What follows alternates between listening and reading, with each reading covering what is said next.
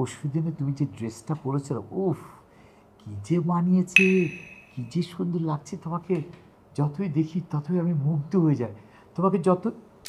তোমাকে যতই দেখি আমি মুগ্ধ মুগ্ধ মুগ্ধ।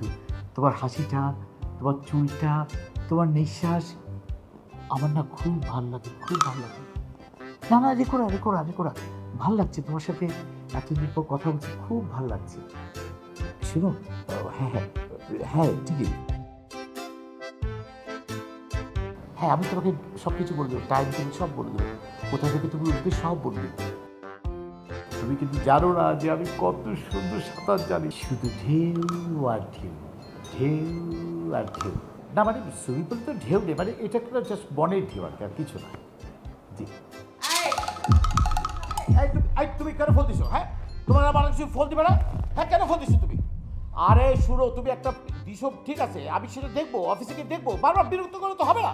টাইম বোঝার চেষ্টা করো, তুমি টাইম বুঝো না? কোন টাইমে কাকে, কোন বসকে, কোন সময় ফোন দিতে সেটা বোঝা উচিত তোমার। কোনো সেন্স খরচ করো না, তোমরা স্টুপের মতো ফোন দাও। আমি তো বললাম আমি কাগজটা এখন দেখে নেবো, তারপর দেখা যাবে। হ্যাঁ হ্যাঁ রাখো, আর কখনো এইভাবে অবালা ফোন দিবা না, রাখো। ওহ